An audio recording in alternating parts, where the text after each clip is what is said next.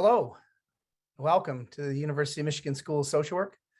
It's a great day in Ann Arbor, warm, 70 degrees, St. Patrick's Day, and just came off a huge Michigan basketball victory.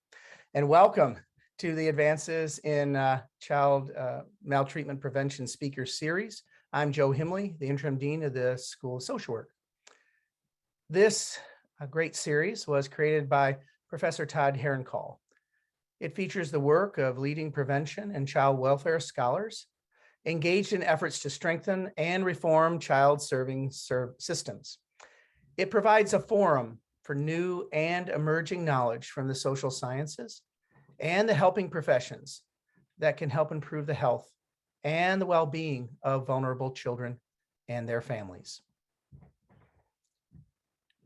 I'd now like to introduce the creator of this series and today's moderator, Dr. Todd Herrenkohl. Dr. Herrenkohl is the Marion Elizabeth Blue Professor of Children and Families. His primary research interests focus on the areas of child and family well-being, child maltreatment, and the psychosocial and developmental underpinnings of health risk behaviors in youth and adults, substance use, mental health and physical health outcomes of adversity, and resilience. He's also worked to raise awareness of the causes and consequences of violence in children and families, and to promote the use of public health models of primary prevention. So I'll now turn it over to Dr. Herrenkohl, who will introduce today's speaker. Thanks so much, Joe, for that introduction. As Joe said, I'm Todd Herrenkohl, a faculty member here at the School of Social Work at the University of Michigan. I'll just say a few more words about the speaker series and then introduce our speaker for today, Dr. Melissa Merrick. So as Joe mentioned, I started the Child Maltreatment Prevention Speaker Series about 3 years ago now as a way to engage timely and important issues on child abuse and child abuse prevention. It's also a way to showcase the innovative work and expertise of leading figures in the child maltreatment field, both within the United States and abroad. The topics of child abuse and prevention are certainly near and dear to me, having spent about 25 plus years now of my own career researching these topics and trying to increase awareness of the ways in which we can better support the needs of vulnerable children and their families. This year's speaker, Dr. Melissa Merrick, is both a friend and a colleague whose work has been broadly recognized and widely cited in child abuse prevention in the child welfare fields. Dr. Merrick is president and CEO of Prevent Child Abuse America, also known as PCA America, which is the nation's oldest and largest nonprofit organization dedicated to the primary prevention of child abuse and neglect. Dr. Merrick has more than 20 years of clinical research and leadership experience related to the etiology and prevention of child abuse and neglect. And before joining the PCA America, Dr. Merrick was a senior epidemiologist at the National Center for Injury Prevention and Control at the Centers for Disease Control and Prevention in Atlanta, which is where she and I met, actually. Melissa spearheaded efforts at the CDC to advance child maltreatment research, particularly longitudinal research, which we know to be critical to the understanding the developmental underpinnings of resilience in children who encounter abuse and other forms of adversity. Dr. Merrick is one of the country's leading experts on adverse childhood experiences, or ACEs as we know them. And for about 8 years, she led the efforts around ACEs research at the CDC. Melissa has authored numerous reports and papers on the topic of ACEs, and I cite many of them, as do other colleagues of mine in the field in our own writing. So without further delay, and with sincere thanks and appreciation to Dr. Merrick, I will hand it over to you, Melissa. Take it away.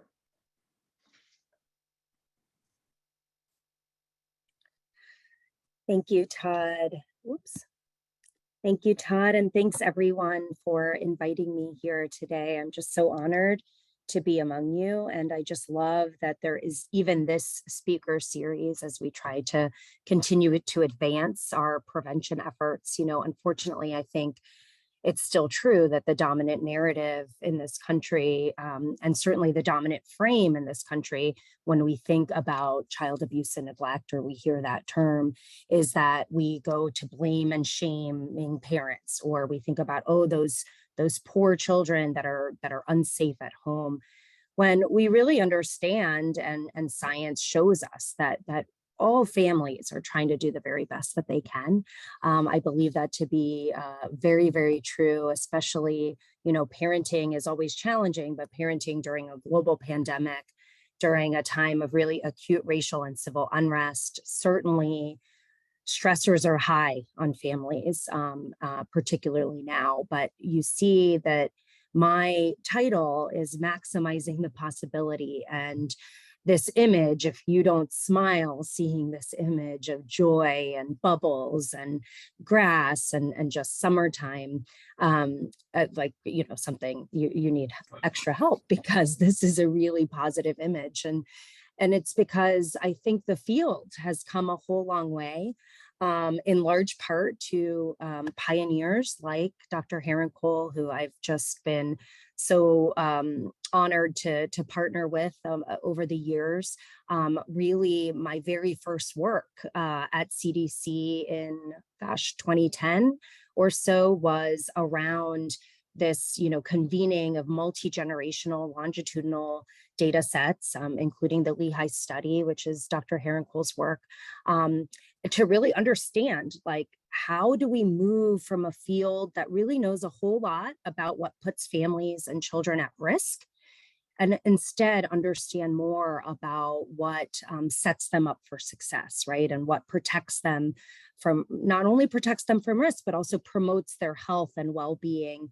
And so I'm just, again, so thankful to have his friendship and collegiality and his work in this area, and for having so many of you on the line to participating today, to really talk about how do we maximize the possibility of our young people, of our children, of our families.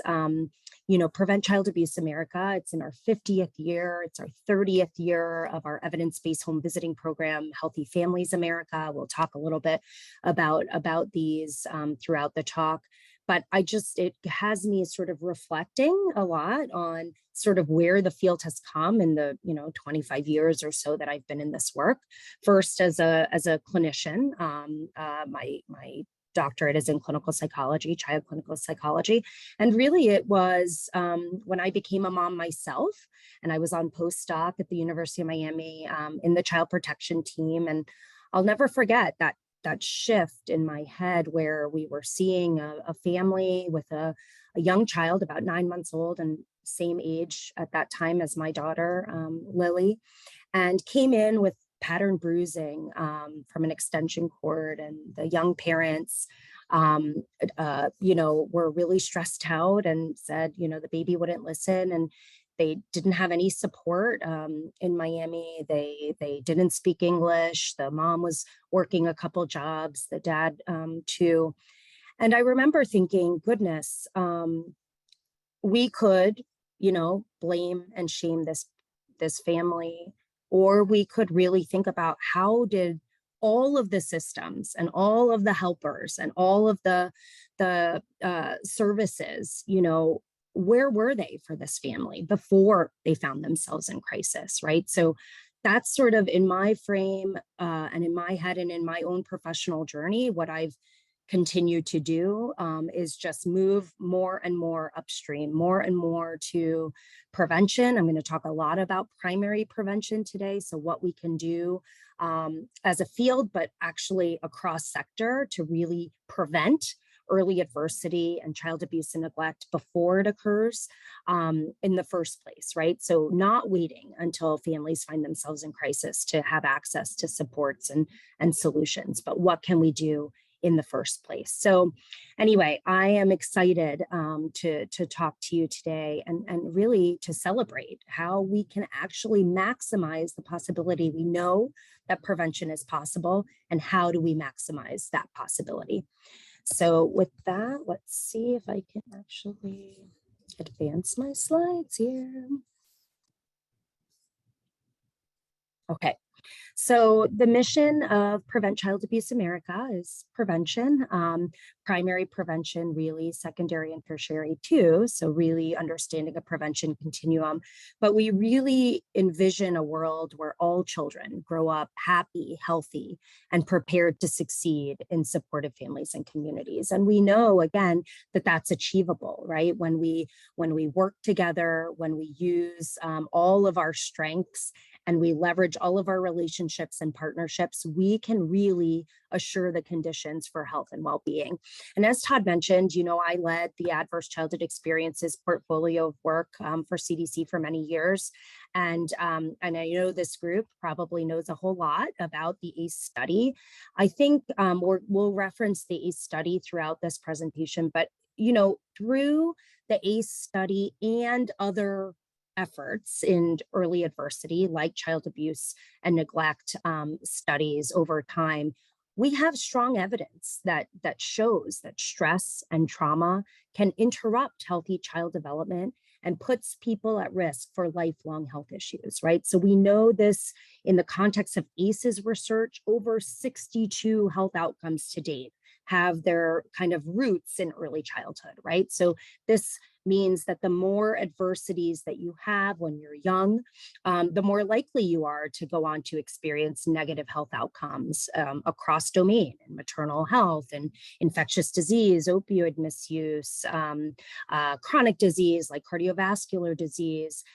It also impacts our ability, because of its impacts on the brain architecture, the way our genes express themselves, the way our immune system functions. It also impacts our ability to complete high school, our ability to be employed, right? It also, of course, impacts our violence perpetration and victimization in the future. So really, this slide is really to underscore that it's an important public health lever that we try to prevent early adversity in the first place, thereby stemming the flow of children and families that touch other systems like child welfare and social services, but even healthcare systems, right? Again, across topic, we know if we have healthier children, we will go on to have healthier adults. I mean, that's the most simplistic form. I love this slide. This is by Judy Cameron at the Harvard Center for the Developing Child. And she really just shows, okay, there's this balance, right? And we know that things that happen in childhood, both positive and negative, stay with us across the lifespan. So really, we want more positive things, protective factors, promotive factors, than negative outcomes, which again, if you have more and more risk factors, you're more likely to tip that way. Interestingly and importantly, this fulcrum, it's, about in the middle in this graphic, but for each and every person, that fulcrum might change. This is where you look at the context, even the historical context, right? Structural and social determinants of health really vary the position of this fulcrum for each individual person. So that is, for some, it might take a whole lot more positive things and protective factors happening to really tip the scale over to positive outcomes. So I think that this graphic is really important because there's so many dynamic things interacting, but it also is important, and I hope you at least get this part, that ACEs, early adversity, child abuse and neglect experiences are not deterministic. It doesn't mean that, oh, it's too late to help that child or that family. They already have, such a high ACE score. No, that the science does not support that at all. We know that we always want safe, stable, nurturing relationships and environments and these kinds of protective factors for children and for families across the lifespan, because it can really make a difference in sort of tipping that scale in one direction or another.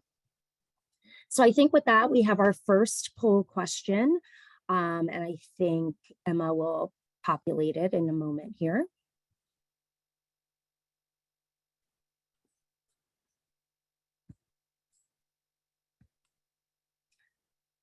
So great.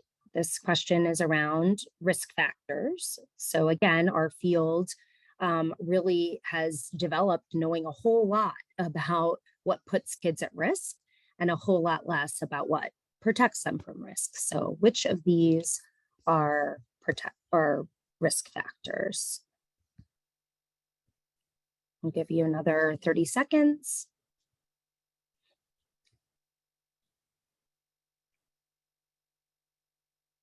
And then Emma will share the results with us.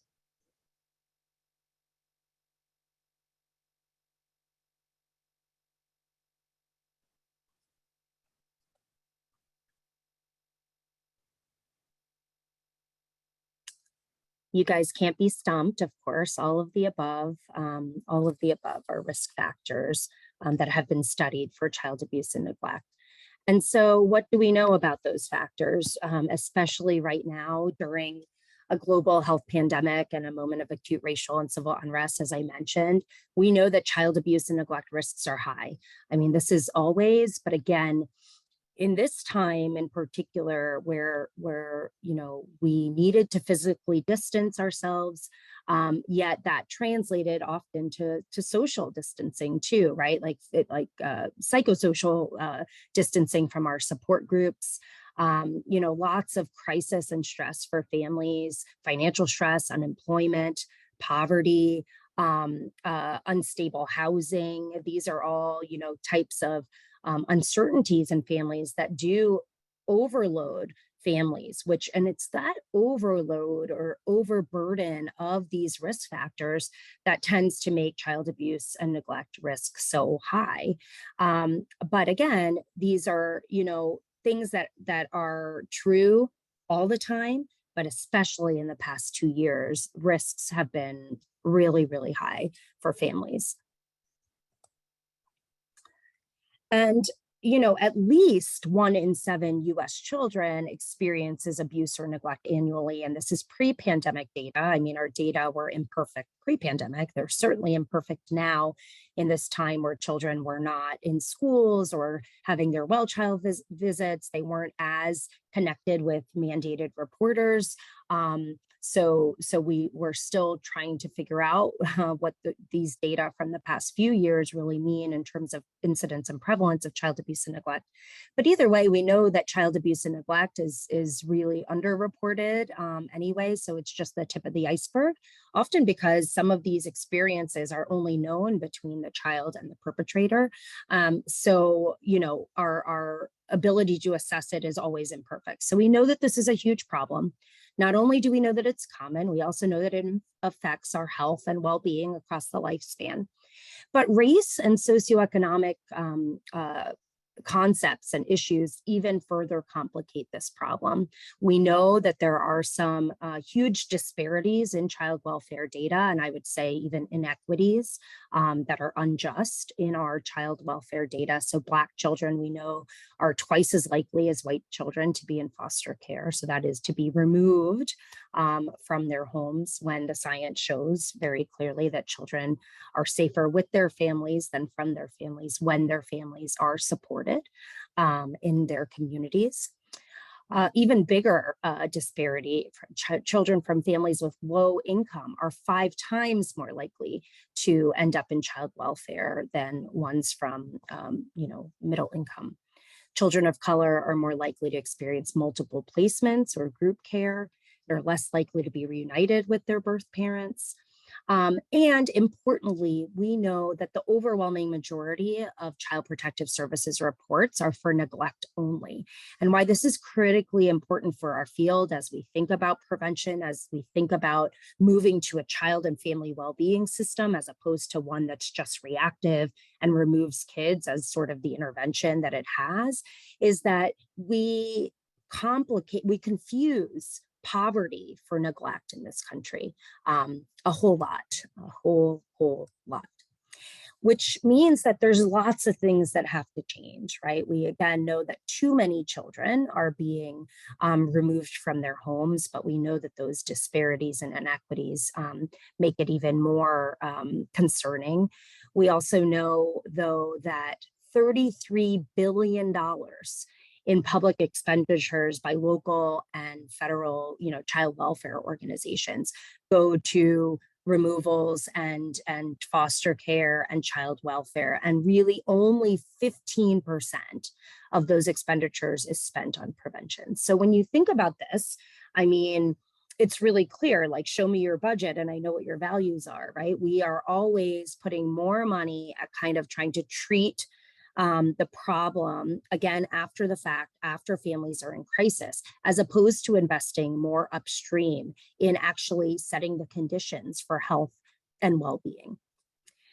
So I know that I started this saying I'm going to be really like positive, and then I went and I talked about data and risk factors, and how our investments do not show that we really fully care, really, frankly, about children and families being strong and healthy and thriving.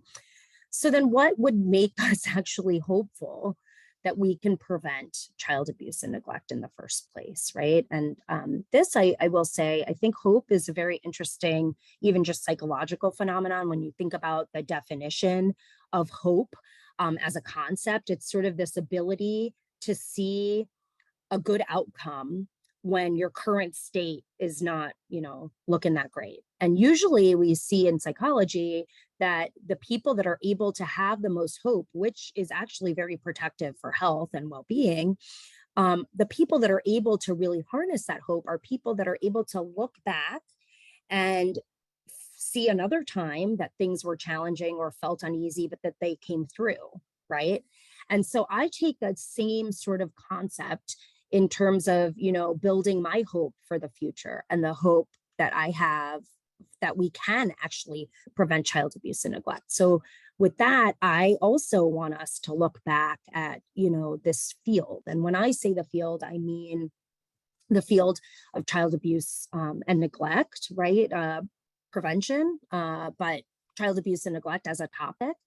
So when you think about that, we're still kind of a young field, right? If you think of every generation being about 20 years, this work really started in the 1960s, under this kind of frame as child abuse and child abuse and neglect prevention, with Dr. Henry Kemp's seminal paper, The Battered Child Syndrome, really trying to raise awareness among pediatricians and other practitioners of what the early signs are of child abuse and neglect. Early identification could then, improve outcomes, but it really gave doctors a way to understand and identify really child abuse and neglect, and talked about reporting and such. And then, about 10 years later, that's when Donna Stone had this vision of a future in which no child could ever be abused or neglected. She's the one who started what is now Prevent Child Abuse America, the organization that I am, so honored to lead.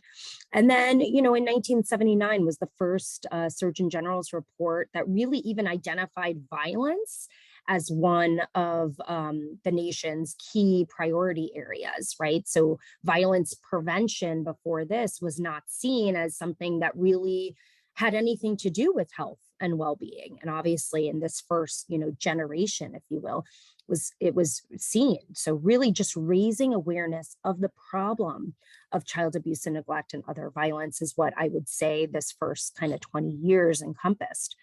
And then what did we do? Because we are all like, wanting to make impacts now, we went straight to intervention, right? We wanted to help those children. We wanted to, keep them safe. Again, this is of course we did, right? And of course we did.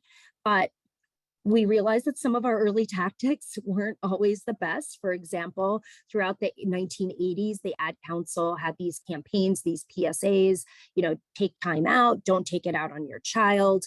This kind of, if we're thinking about the sexual violence field, stranger danger and that kind of thing, which we now know is really not true to the science. Most sexual violence is perpetrated by people known to the victim. And so we were raising awareness and commitment to this area.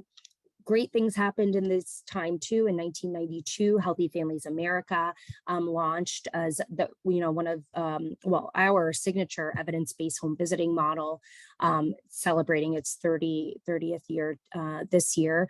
But really, you know, again, one of the very first one in 1992 in Hawaii, really trying to support families, you know, upon the birth or adoption of a new baby, helping them navigate early parenthood. And so certainly evidence-based home visitation has had, you know, such a place in the prevention sphere, but really started first as kind of an intervention where families had to be referred or identified. Now, of course, many of the evidence-based home visiting models are voluntary for families to participate in even before they find themselves in crisis. And then, you know, at the end of this, the original kind of seminal ACE study, which was really, you know, a collaboration between Kaiser Permanente, a large HMO out of San Diego, California, and the CDC, came out in 1998, basically surveyed over, you know, 17,000, mostly white, mostly well-educated, all insured by nature of an HMO sample, adults. They asked them to retrospectively report on their experiences of abuse, neglect, growing up in a home with parental substance use, with an incarcerated parent. And you all know, found that ACEs, even among this very have population, was very common. About 65% of any population has at least an ACE score of 1. They also found that if you had an ACE score of 1, you were more likely to have additional ACEs, right? And we know that those risk factors tend to co-occur in the same families.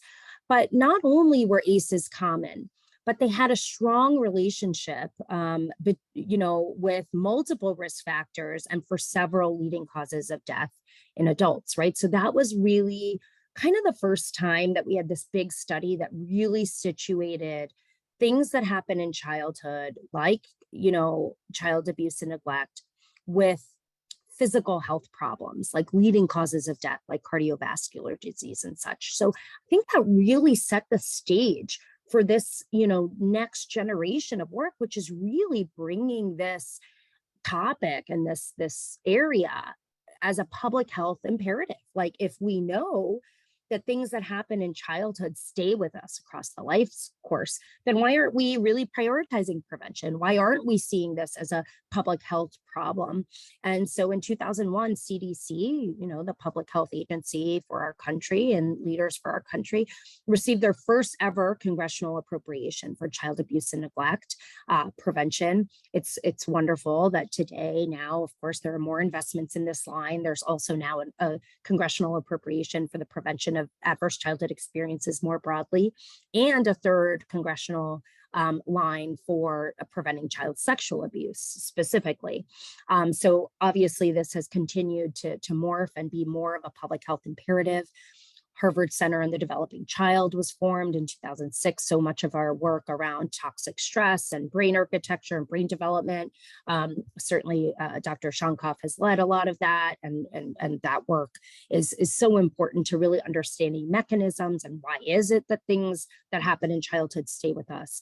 And then, of course, home visiting, I mentioned, you know, is here to stay. There are all of these evidence-based programs. This My Hope study is a huge one that happened that really showed that evidence-based home visiting is impactful and has impacts not just on prevention of child abuse and neglect, but on preventing intimate partner violence and improving economic self-sufficiency for families. So other good stuff for families. So when I think about all of that, it gives me a lot of hope, because now we finally are understanding what public health is and why, of course, prevention of child abuse and neglect has to be such an important public health lever, because public health is what we as a society do collectively to assure the conditions in which all people can be healthy. So this is a mouthful, but it's so important. It's what we do as a society collectively, not one discipline alone, not one profession, one sector, one agency, right? It's what we all do to assure the conditions. So the things that we need in our environment, in our socio-political environment, that can assure that all people can be healthy. So with that is our second poll question, and Emma will populate it for us here in a second.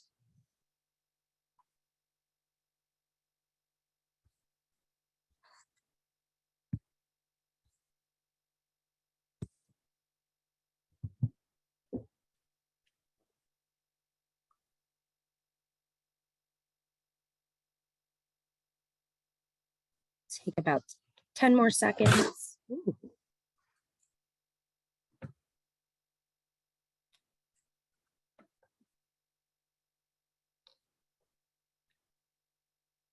Okay. So the majority of you got this, right? The conditions or environments that give rise to child abuse and neglect cannot be solved by parents alone. And I think that will become clear in this next slide. If you haven't seen this slide, I think that this is where our field is sort of headed. This is by Wendy Ellis and her colleagues. She refers to this graphic as the pair of ACEs. So you see at the top on the leaves of this tree, these are the ACEs that we observe and we think are inevitable, right? So the traditional ACEs, if you will, growing up in a home with emotional or sexual abuse, with substance use, neglect, family separation or divorce or incarceration. But what this challenges us to do is say, well, we're seeing the leaves and we measure these leaves in all of our studies, but what's at the root? What is kind of feeding and nurturing this tree to give those leaves that we observe? And so she calls that the second ACE that she, pair of ACEs, adverse community environments. I refer to these as the conditions. So if public health is what we as a society do collectively to assure the conditions in which all people can be healthy, I think you'll agree that no one parent alone can navigate, poor housing quality or affordability, right? Or housing instability writ large. Under here, she doesn't call them out. I do. Systemic racism, all the isms, right? But all the structural and social determinants of health, all those things that are at the core, again, poverty, discrimination, community disruption, violence. And not only do those give rise to ACEs, but also all our data show that if you have ACEs, those contexts and conditions that are at the roots are just going to exacerbate the impact. The negative health and well-being impacts of ACEs are exacerbated by these environments or these adverse conditions. They updated this graphic during COVID to say, okay, now the leaves that we're observing are all of these things that we're challenging in communities: food insecurity, lack of access to primary care or to child care, or higher rates of risk factors and mortality due to chronic diseases, all of this stuff. But if you look down, the conditions are the same, right? So this too is really important, because then again, back to this definition, if public health is what we as a society do collectively to assure the conditions in which all people can be healthy and can thrive, if we really operate on those roots, right, on those policy levers, on those kind of historical disinvestments in different communities, if we do that, we'll actually have impacts across domain, not just on prevention of ACEs, but on prevention of other kinds of risk factors that are impactful for later health and well-being, right? So we can reach multiple of our nation's health and well-being and even prosperity goals if we really take this focus on the root causes. And that's what this says here. By addressing the root causes of abuse, we can prevent significant health issues, risky behaviors, and foster healthier and more equitable communities. And certainly, I know that's what all 230 of you that are on right now are about. And that's certainly the kind of work that I want to do in the next phase of my career too. So CDC, before I left, we did, I'm the first author on this. This is the CDC Vital Signs on Adverse Childhood Experiences. So what this was the most representative sample of adults from multiple states on ACEs. And again, no surprise here in terms of the data. 1 in 6 adults experience 4 or more types of ACEs. You'll remember that the more ACEs you have, the more likely you are to have all of those negative health impacts that we talked about before. We know that at least 5 of the top 10 leading causes of death are associated with ACEs. Actually, California has some data that finds associations for 8 of the 10 leading causes of death attributable to ACEs.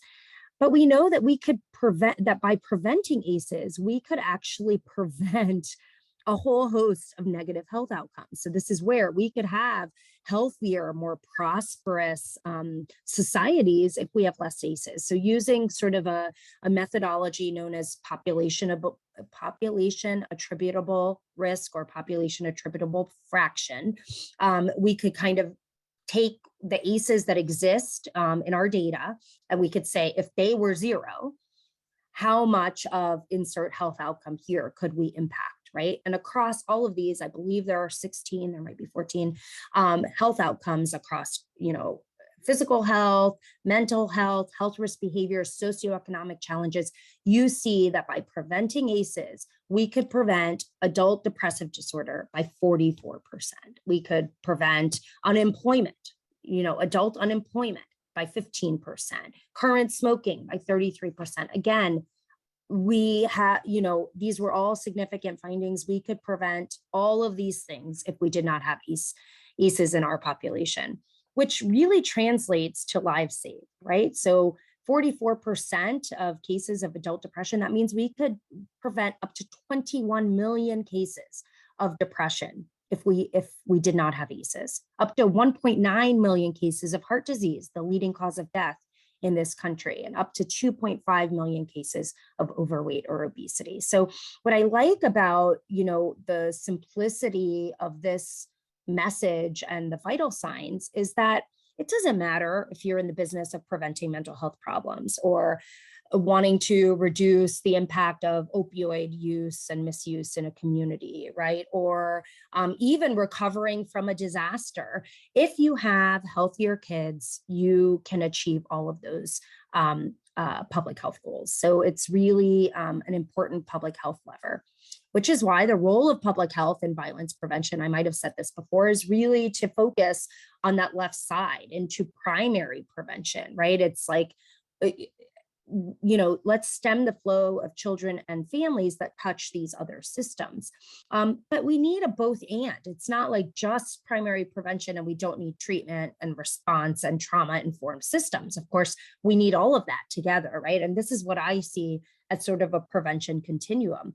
But while as the continuum is important, and of course we want to mitigate negative health outcomes once ACEs have occurred in a population, if we continue though to only invest on the response end, to only invest in child welfare and foster care and removals of children from families, then we're always going to have the problem we have, right? If we always do the same stuff we've always done, we're going to have the same prevalence, which really right now is unacceptable. It's too many children that are involved in child welfare. We know that even the simple encounter with child welfare, let alone removal, can be traumatic in and of itself. So how is it that we can really prioritize these conditions, especially when 60% of our cases are for neglect, which is really intertwined with poverty and context? How do we move more upstream to make big health and well-being impacts after? So I really believe that this is the prevention agenda for the next generation. So we said the first generation raising awareness, we went to intervention, then we're like, oh, we really should study that and see what was the most impactful, and we build evidence. And now in this next generation, we could truly do prevention, right? We can recognize that there are these strategies that are based on the best available evidence. So this is from CDC that they studied. Actually, they have it's called a technical package, a wonky name for a good resource, but across all their violence topics, prevention of child abuse and neglect, prevention of sexual violence, youth violence, suicide, and intimate partner violence. They have these technical packages that have these buckets of strategies that have been shown to have evidence at prevention. And this is the cross-cutting one that's on ACEs, prevention of ACEs. And because these buckets that you see in blue appeared in every other technical package. So again, when we have to make decisions on how do we prioritize what we're going to do, this one can impact all, prevention of all of these kinds of violence topics. So these buckets are really important because we know what works, right? We know that we need to strengthen economic supports for families. So this concrete support, we have good data to support that. We'll get into some of the numbers in a second. Promoting social norms that protect against violence and adversity. I would say that this is one of the ones that we have a way to go, right? Especially in child abuse and neglect, where again, the dominant narrative is like, oh, it's that bad mom or that poor family that maltreats their kids, as opposed to we all have a role to play in keeping children safe and thriving and helping families. Ensuring a strong start for children, that's that third bucket. So evidence-based home visiting appears here. Also, you can see some of the others like preschool enrichment with family engagement. And then it goes to more individual kinds of interventions, teaching skills, connecting youth to caring adults and activities, and then really intervening, to lessen harms and prevent future risks. So I will say that this is what would be described as a comprehensive approach to prevention. So it's not that you would just pick and choose and do one bucket in your state or in your organization, but you would really have strategies across all of these buckets, if you will, to really impact true primary prevention. So PCA America, a little bit about us. We do this work. We're well positioned to really implement a comprehensive approach to prevention. And that's because a lot of how we're structured. So we've been around for 50 years. We have a nationwide state chapter network. So there's a Prevent Child Abuse Michigan, there's a Prevent Child Abuse Illinois, all around the country that are their own 501c3s, their own nonprofit entities. Some of them are quasi-governmental. So they do their own boots on the ground services, and some of them are the community-based child abuse prevention or CBCAP grantee for their state, but they're really the prevention kind of leader in their state to be the PCA chapter. Our second kind of big network is our Healthy Families America network. So through home visiting, we are in 600 sites around the country and in Israel, across 38 states, DC, and all the territories. We support 70,000 families in home visitation each year. So that's about 1 million home visits each year. We also have a public policy pillar, right? So we advocate for federal policies that we believe the evidence shows are good for children and families. And we also have a state policy agenda as well.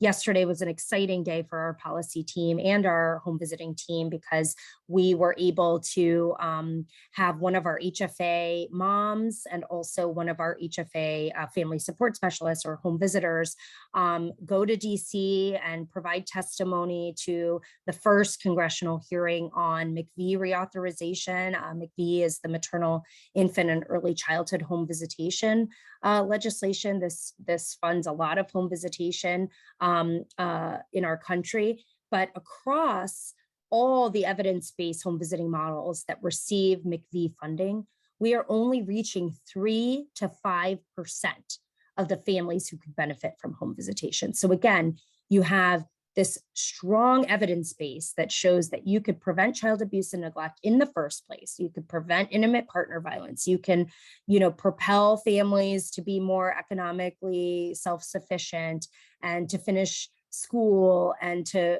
participate in work, all these myriad of good outcomes, yet we're only reaching 3 to 5% of families. So that's a big part of what we do, is a lot of advocacy. This is probably why in this phase of my life, I moved from government to a nonprofit organization to have a louder policy voice, recognizing that PCA is a nonpartisan organization. We just, advocate based on the best available science. And public awareness is deeply embedded in what we do too, but not just raising awareness of the problem of child abuse and neglect, but of the prevention solutions. And then finally, research, also very cross-cutting. We have recently received $1 million grant from the CDC to research paid family leave and childcare subsidies. on the prevention of child abuse and neglect and intimate partner violence. So again, showing you a flavor of kinds of the different tasks, because it's, even your best program, we cannot program our way out of these issues, right? We've been trying to do that a lot. We'll never, unfortunately, have enough programs to meet the needs of all families. So we need a comprehensive approach, like, advocating and endorsing and building evidence for these strong policy level solutions, in addition to the individual programs that families could benefit from. I already said this, we're around the country. So preventing child abuse and neglect seems big, and I would say is big, but prevention is possible. So our next poll question, Emma's going to populate here. And I kind of already gave you the answer if you were listening.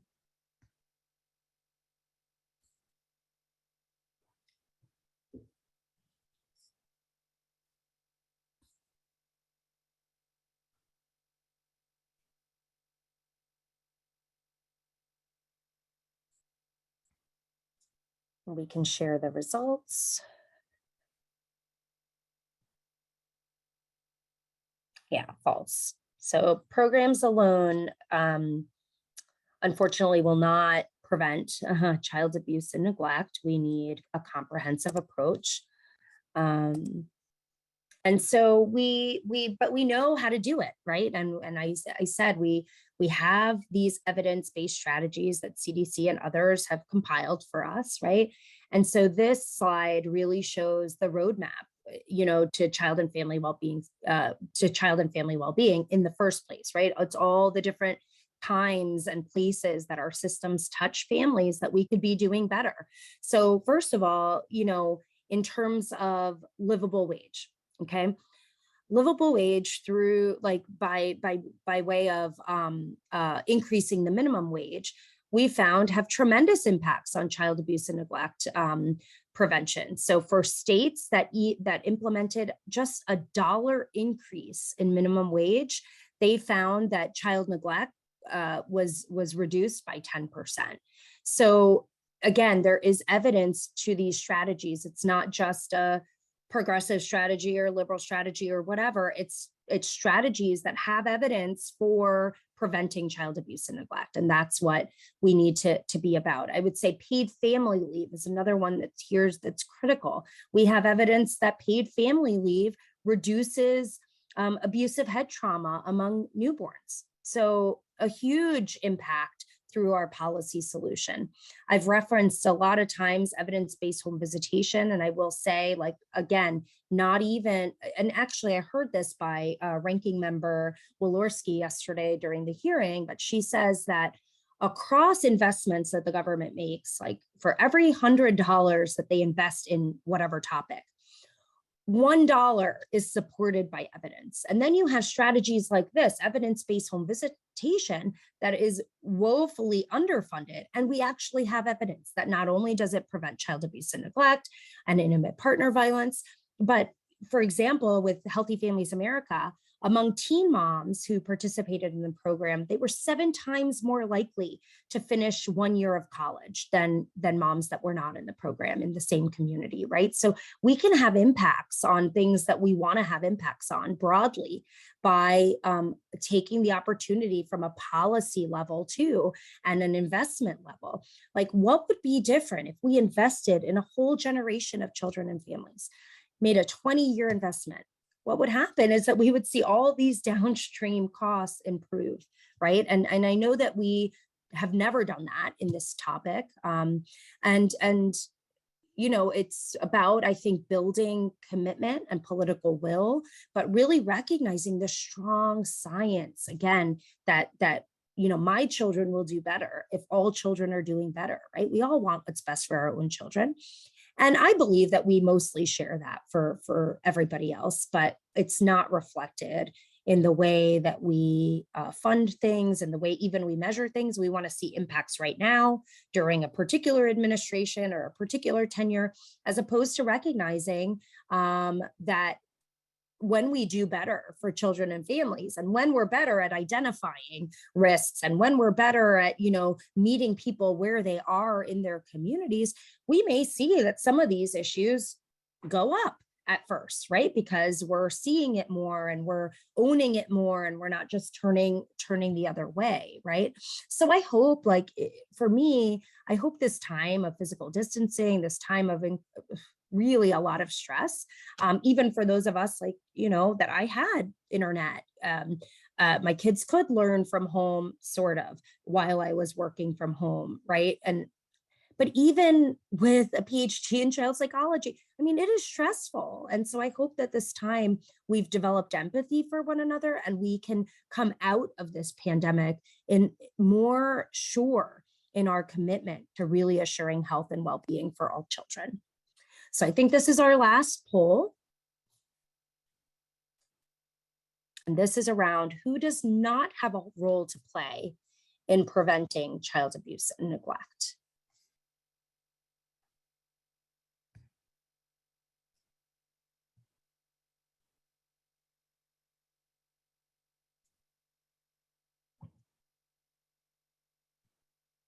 Okay, we'll share the results.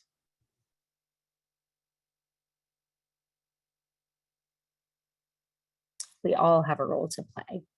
We all have a role to play, and many of us have multiple roles to play, right? And you're wearing your hat as a parent, or as a community member, as a leader of your organization, as a teacher, a social worker. You have multiple roles to play in preventing early adversity. And the truth is that prevention can only happen in partnership.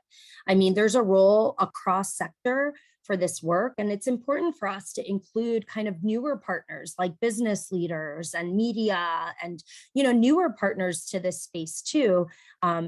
Obviously, we also need our usual, social service, education, public health partners, but we need everybody. There is a role for everyone in prevention. And so I'm going to end with some exciting partnership things that are happening at the national level to really scale change across systems and communities.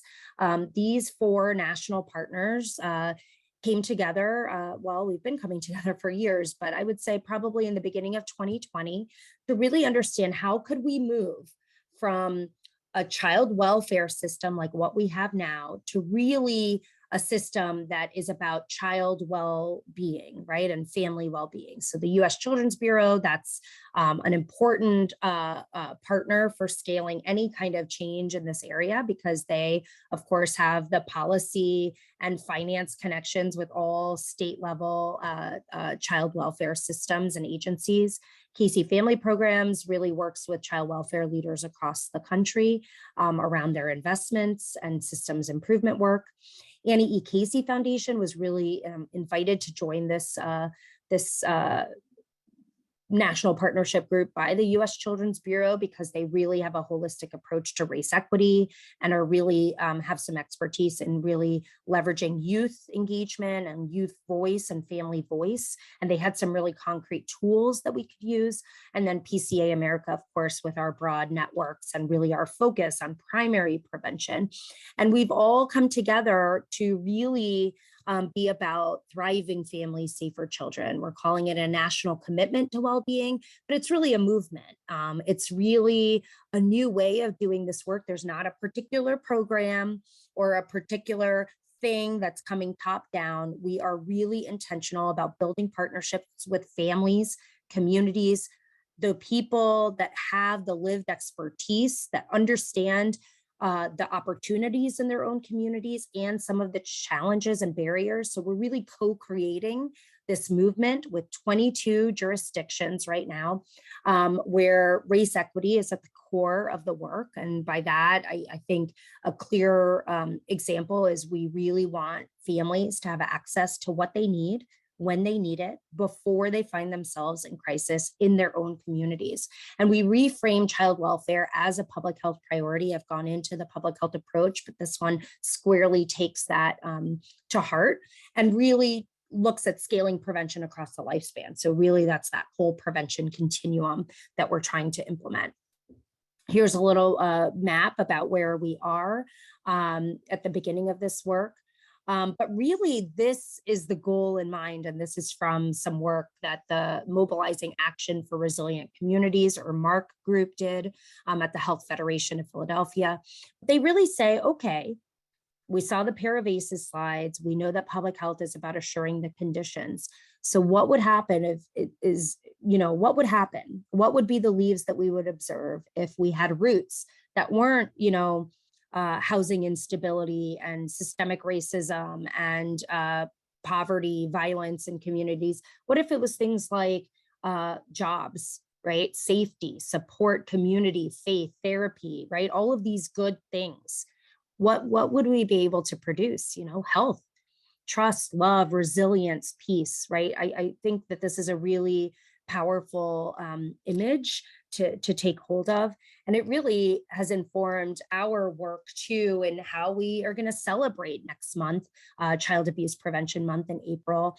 We use that same kind of gardening theme. This is our kind of campaign this year, growing a better tomorrow for all children together. And there, you can go to the website. There's lots of assets and social media things that you can join us. We have some activation days planned.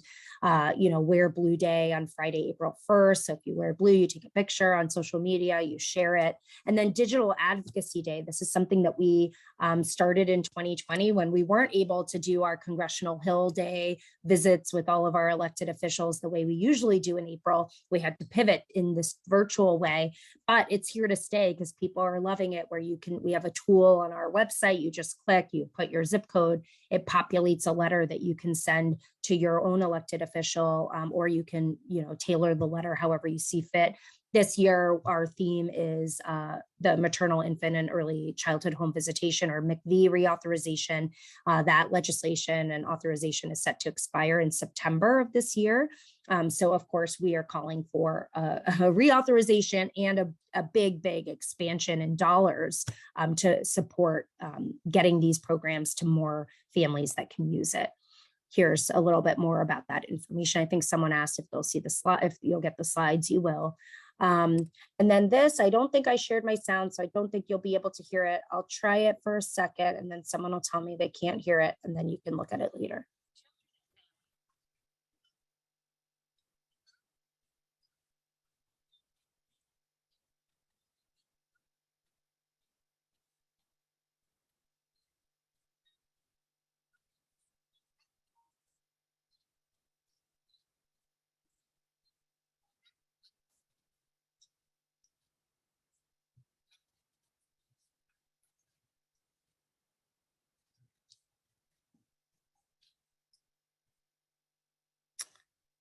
So I hope you were able to hear it and see it, but if not, again, you'll get these slides and the link. This is my last slide. I'm going to stop sharing my screen so that we can have a discussion, but I just hope that people are feeling as energized as I feel about the fact that prevention is possible, but it really takes all of us and all of our friends and new friends that we need to make to join us in this work. But really together we can prevent child abuse. And of course, we know that childhood lasts a lifetime. So we really want to set our kids up for success, both in health and well-being and in prosperity. So thanks so much. And I will stop sharing. Great. Thank you so much, Melissa. I'm always inspired by your words, and I'm sure other people are as well. I feel badly that we can't all send applause, because that's one of the downsides, I guess, of being online. But we do really appreciate your message and all of the research that you were able to share with us. I'm going to start us off with a question, and then I think Emma will jump back on and ask others that have come in. I really, appreciated the fact that you led with this idea of hope as a concept. I mean, that to me, I think is kind of where, my headspace needs to be. I think a lot of other people too. I wonder, you shared examples with us. Is there one in particular that you can refer to that gives you hope, that the field, despite its kind of lagging sort of process, is actually going to achieve the vision I think that you have and that others have for the field going forward? Gosh, it's a big question, Todd.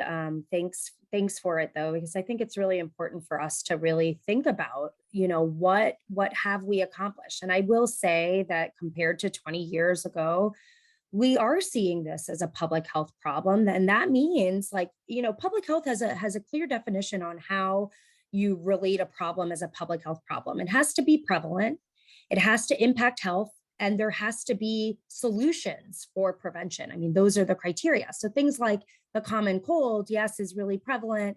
Yes, it affects a lot of us, but it's not really long-standing health impacts. We don't really, you kind of have to just wait your, your time and you get better versus, we have these public health solutions. So I think that gives me a lot of hope.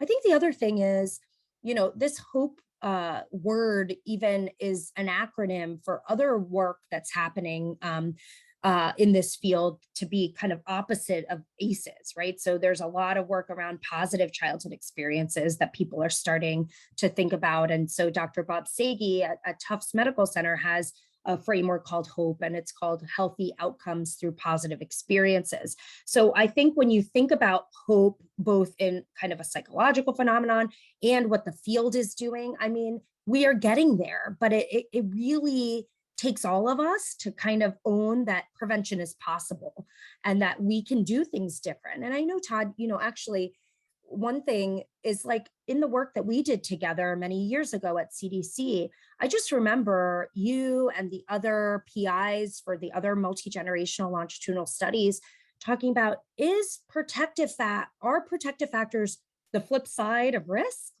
Is it the absence of risk, or are they the unique, thing that is protective? And I think that's a conversation that the field is still having, but the willingness to challenge the way we've always done things, and not because the analysis is simpler if we do it one way. If we know better, we have to do better. So I think that those things give me hope, because I have seen quite an evolution in the way that we're willing to kind of do work differently. That's really helpful. And I really appreciate that kind of reminder about, sort of complexity and the value of complexity, right, in helping us ask important questions and furthering the field that way. So thanks for that. Emma, I'm going to hand it over to you. Are there a couple of questions from folks who've attended here? Yeah. So here's one that came in earlier during the presentation. How do you measure happiness? It's a great question. I'm not a happiness researcher, but I think there probably are a lot of happiness researchers. Todd, do you know? Yeah, that's a good question. I'm not certain myself. I do know that there are actually scales. I mean, literally, we're asking about how to collect data on happiness. I believe that there are some happiness scales that people use in survey-based studies, but it's another one of these things that maybe gets reduced, right, to sort of a concept that is far more complex than give it credit for. And another question? Yeah, we actually have quite a few questions. All right, so are you suggesting that poverty is what causes abuse? This person followed up their question by saying, I'm trying to understand the root causes of homelessness. Yeah, no, I think it's a good question. I think you're probably, and when I saw that question come up, I think it was in relation to the graphic that has the roots of the tree. And no, it's not to suggest that one leads to another, but it's to suggest a broader concept of if we have disinvestments in communities, right? And we have that historically, right? Historical traumas, like things that come way before a child is born, way before a parent is at risk of maltreating their children. If we have these stressors that really, to be honest, let me back up. We sometimes think about the disparities in our data, and we say, okay, this group has a higher whatever than this group, and we can say what's wrong with those people, right? Or we could say what happened before that gave rise to these disparities. And so in that way, those things that you see at the roots are these disinvestments, these policies that actually were created and designed to produce the disparities that we observe, right? So that's what makes them inequities. They're unjust, and that we can change them. So I would see that much more as sort of a, not like a linear, like this leads to this, leads to this. But when you have more of those adverse community environments or those toxic conditions, like structural and social determinants of health, systemic racism, all these isms that really a parent or a family cannot solve for themselves, that not only leads to a lot of adversity, but can also exacerbate the impact of those adversities. So I would say that there is a whole research in terms of your question around the root causes of homelessness. There's a lot of research that shows that it's the same root causes that kind of create a lot of these adversities, like child abuse and neglect, and other things that we're interested in this field.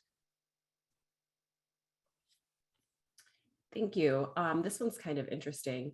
Is there research comparing our child welfare outcomes with that from socially democratic countries that have better safety nets?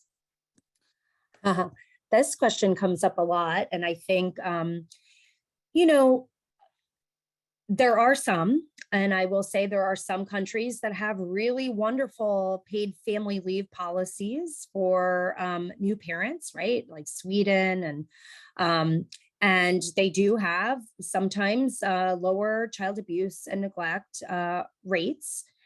But I would say too that our country is a little bit unique in terms of our history of slavery, our history of structural and societal racism. So some scholars are hesitant to compare data across countries in this way because of those underlying issues and biases. Todd, what would you add to that answer? Yeah, no, I think you're absolutely right. And I think about some of the international work that I do and have very similar conversations, right? I think to your point, Melissa, about common roots and common risk and protective factors. But the ways in which those are expressed, I think, are kind of culturally embedded, and it can influence the ways in which systems of care, for example, operate. So the outcomes, I think, are, as you rightly suggest, I think are really difficult to compare because we're dealing with kind of apples and oranges in some cases, despite the fact that we can make connections at the kind of foundational level around risk and protection.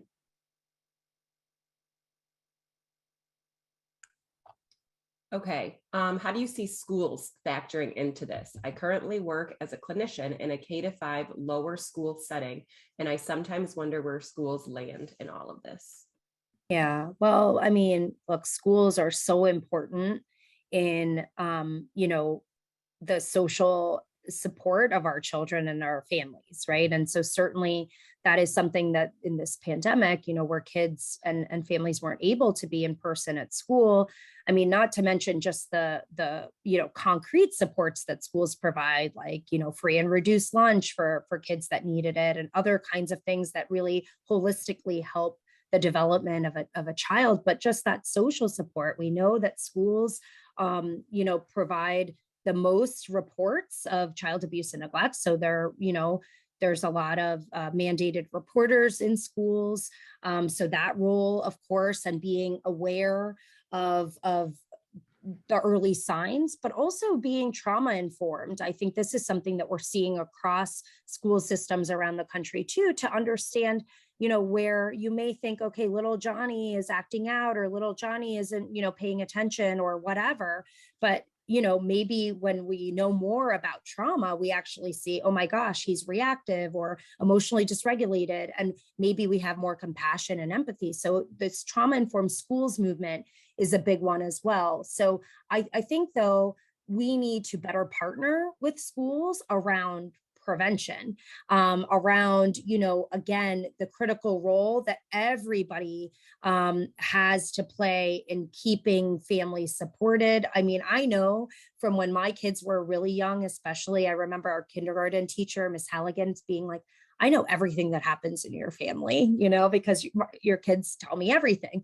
And it's, kind of funny, but that's true about our teachers. You're such a confidant and such a person, a trusted a mentor for young people, right? So when we know more about the context and conditions that might be challenging in families, it would be wonderful if we could find ways to, better support the whole family, and not just this child. It gets dicey because I think our teachers have to do so much and are in charge of so much. And I have to say, like a big shout out to any teachers, especially during, this virtual time that has just been so stressful for parents, but also I'm sure for you all. But I think there are multiple roles for schools and for teachers in this work. Todd, what do you think? Yeah, I do too. And I guess the one thing I would add to your response, Melissa, is that, schools, despite there being, in many ways, universally positioned, right? I mean, I think about your message around kind of embedding prevention strategies within universal systems, and schools certainly would be one. But they too suffer from the same challenges, right, that other systems do. So, around inequities and around, the ways in which kids experience and have access to educational resources and all these kinds of things. And so I think your message about the ways in which we need to rethink the child welfare system equally applies in some respects to schools. And that partnership piece and working cross-sectorally, working across systems becomes a really critical thing, as you said. Yeah, I totally agree. And if I could add to, the one thing that I think is also important to just acknowledge, and again, to me, this is again, when people are willing to have these kinds of difficult conversations, that gives me hope that we can actually change and do better.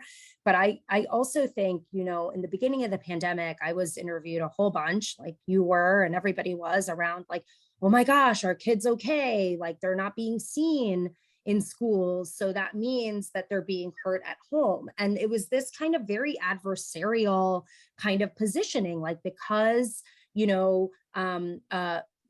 teachers that were, educated and were, not seeing kids, then those bad families were hurting their kids, right? And so it's a real, there's the same implicit and sometimes explicit biases that exist in child welfare, exist in schools too, right? Or exist everywhere.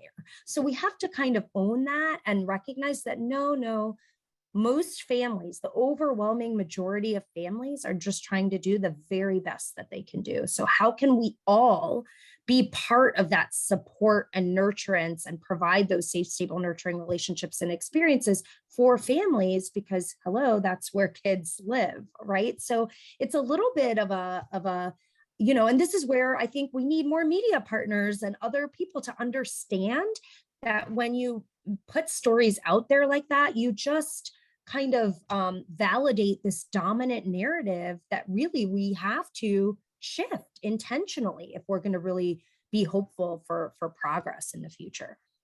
For sure. Well, so maybe I could kind of follow with a question that I get asked often, and I wonder if your response is similar to mine. Some of my best and brightest colleagues are school social workers, are mental health therapists, people who work kind of in direct practice roles. And the question from many of them is, how do we play a role in prevention? You've talked, as I do, right, oftentimes about broad strategies, right, and the need for political buy-in and, all the kind of issues, right, on a grand scale, macro level kinds of issues. What does it mean for the individual practitioner? Do you have any thoughts about that? Yeah, I have a lot of thoughts about that. And I think it is an important question, and it can be difficult to really, sometimes we talk about these policy level approaches and you just are like, well, I don't impact policy, right? I have families right now in clinic that need my help today. I would say, yes, we do impact policy. So it's really, talking to your elected officials, like talking, those kinds of things. But I also think it's about partnering in your own community about what other resources are available to help address some of the challenges that your clients are going to report to you because they trust you, right? So it's like knowing, what the landscape is and having that warm handoff. That can't be undercounted, right? Because we know that we can tell family, we can give them all the flyers, we can give them all the information. And of course we do that. And we're going to still do some of that, but how effective is that? Like, are they actually calling? Are they actually, so I love these models that even have co-location of services where you have your primary care physician and your psychologist and your, caseworker all all kind of embedded in the same building. It just makes some of that warm handoff a little bit easier. But I would just say that, of course, if you think about, and I didn't show this slide in this presentation, but there's this triangle slide that's like the health impact pyramid. And it shows that at the bottom, those are like the policy approaches or approaches that focus on socioeconomic factors.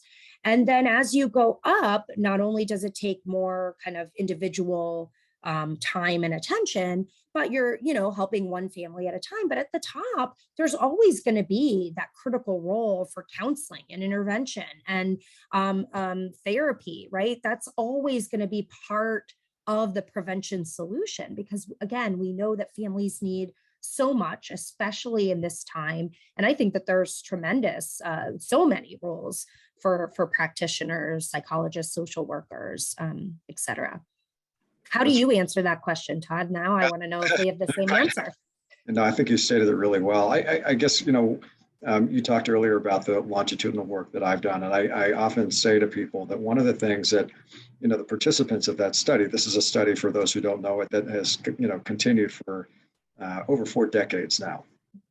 And one of the things we collected quantitative and qualitative data in that study. And inevitably, when we ask about, transitions and turning points and resilience and how did you overcome, the things that you encountered when you were young, a large majority of people point to individual people, in their lives. And typically those are mentors, they're teachers, they're school counselors. I mean, the people that you just named, and to me, that just underscores the message I think that you're, providing too, which is that you can't underestimate the power of relationships, and significance of individual people in the lives of others who've encountered difficulties. And so, I think as we think, grandly, broadly about ways to sort of move the prevention needle, we also, as I think you rightly do and say all the time, that we need to focus as much on individuals and relationship building. I think about the strong, stable, nurturing relationships that you mentioned in your presentation that you championed when you were at CDC. And it's just such a critical frame, I think.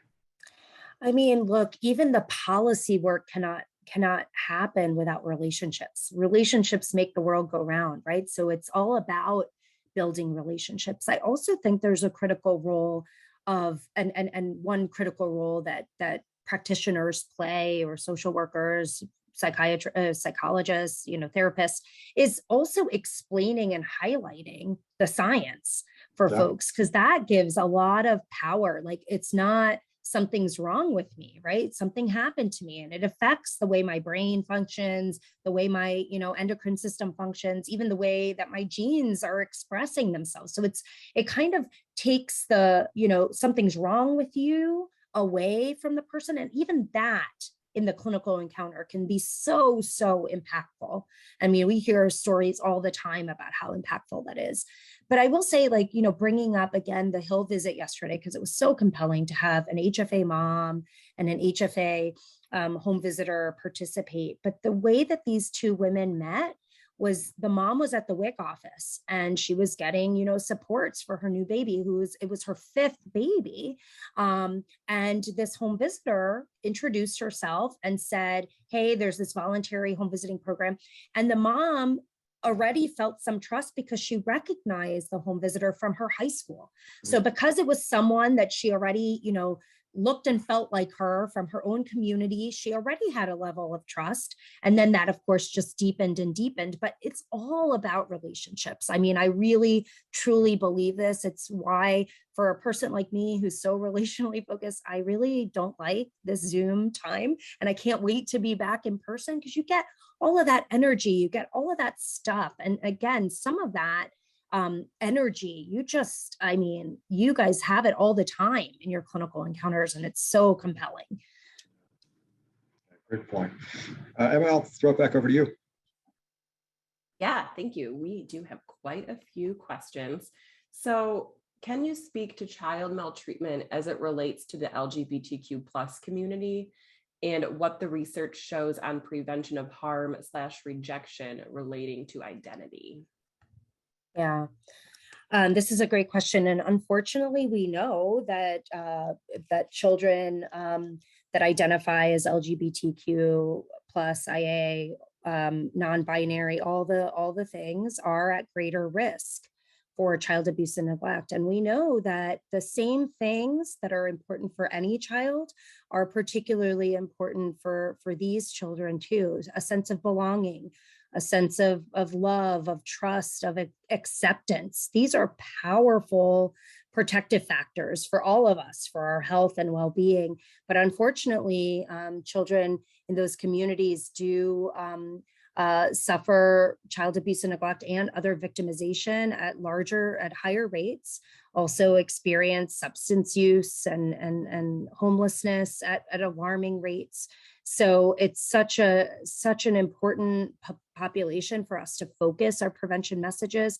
I'm really proud of Prevent Child Abuse America. You know, since I've joined, we've been keen to be a lot more vocal about populations like this that are at increased risk and lending our voice to what we know we need to do to assure the conditions in which all people can be healthy. So even, you know, things that are happening across the nation around, you know, youth that are or families that are seeking gender affirming medical care for their families and for their children, you know, being called child abuse in some states. It's just not child abuse. It's, you know, all children need love and belonging and acceptance and medical treatment and support. So I think it's a really important question. And Todd, anything to add there? And I think, again, you stated it really well. And I guess it's a reminder, I think, it's kind of thinking back to your message, Melissa, about the need to be out there with our advocacy hats and really engaged in conversation, if not, you know, in political kinds of efforts and engagement, right, to really promote the messages that we believe and endorse very strongly. Just as you said, that you know, abuse is abuse, and that's not it. And I think that's, you know, the kind of message that we need to share with our, you know, political leaders, and as one person noted in the chat, to also, you know, be very mindful of who it is that we're electing to political office, and not to underestimate, you know, the power of our individual vote in that process. 100%. Absolutely. I just saw something come up in the chat, and they asked what was the home visiting legislation that's up for reauthorization. I think that's the question. It's the maternal, infant, and early childhood home visitation line, MICV for short, MIECHV. Thanks, Wilson. Emma, another question? Yeah. So in working with adults traumatized as children, I am very aware of the shortage of mental health workers skilled in approaches that are effective in resolving trauma.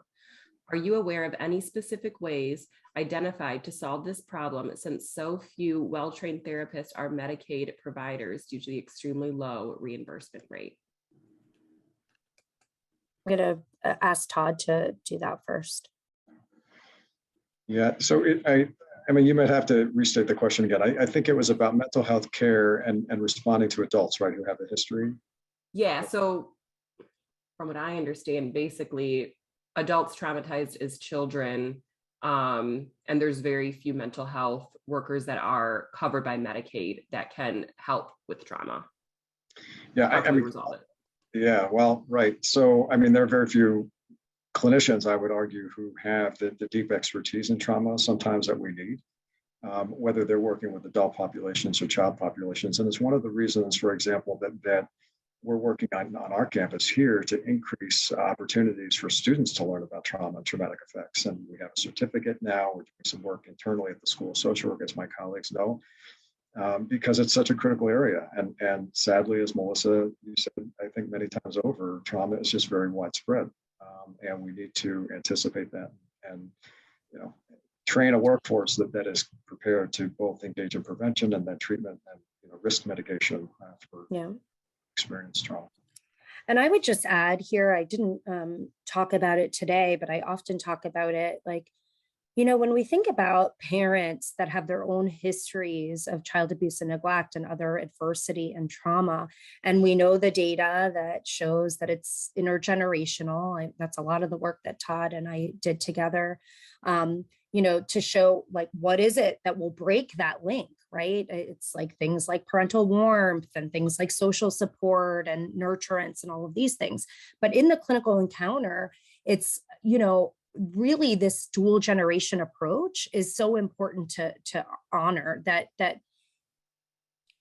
if we understand a parent's ACEs, and that is giving us some understanding of the context within which this new child, you know, is being raised, that should be a light bulb for all of us, that we have an important responsibility to help try to break that cycle, right? Because prevention will prevent it for the next generation. So I think it's just also sometimes together with our clients, but also, you know, in our own brains, it's like recognizing it's never too late. Even if in your clinic you have, you know, someone who child abuse and neglect has already impacted their family. Well, guess what? Now you're mitigating it for the next generation. So I think that that's important to just ground us again, that it's never too late to be doing prevention activities.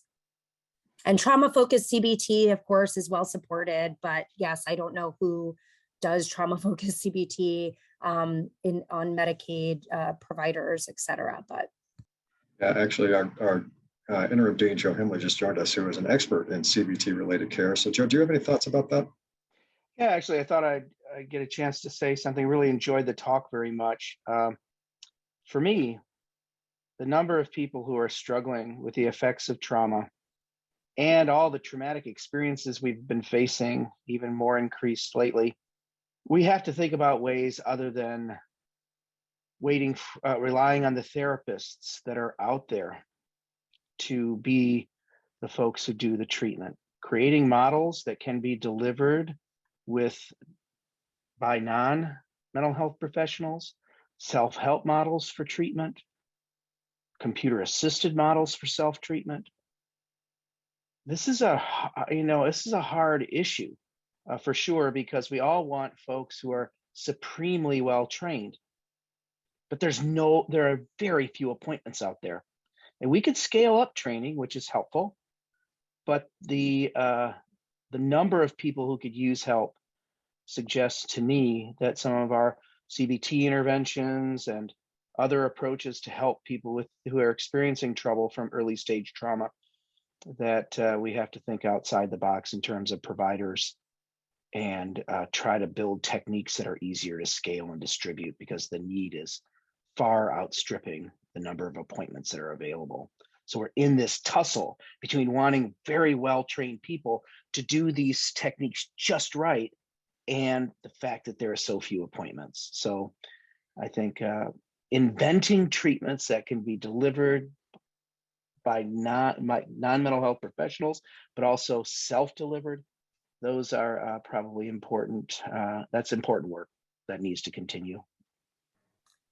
yeah, I couldn't agree with you more. I love those concrete examples that you made there too. And something I saw in the chat resonates here. Like, you know, it's everything you said and that we've talked about. And, you know, how do we have services and supports available in communities, right?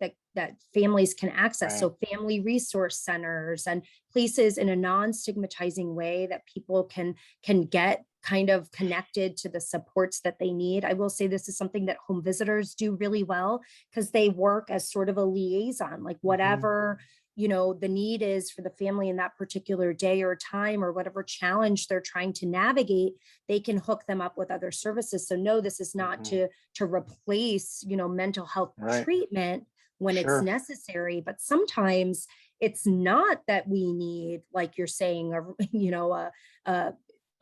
RCT level, evidence-based, 12 session kind of a treatment course. We might just need a little support to give us, a handoff to the WIC office or to wherever, so I just think it's all of that. And to me, that's what, our comprehensive approaches need to be thinking about all of those ways Right. that we can support families.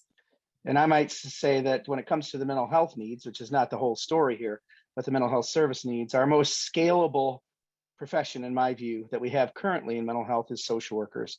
So government supports to make social work education more affordable, to help offset some of the costs that in loan repayment and the like. These initiatives are beginning in our state, and it's super important because we're going to need more appointments available going forward. There's no question about that in my mind. Absolutely. Thanks, Joe. And I think we're just about out of time here, so we don't want to hold people over. And I am just going to thank Melissa, Dr. Merrick, one more time. Melissa, it's always such an inspiration to hear you talk, and you know, your work is so valued, and you've been in the field now for a long time and really pushing this prevention agenda, which we all wholeheartedly support. So thank you so much for all that you do and for presenting today. Much appreciated. Thank you, Todd.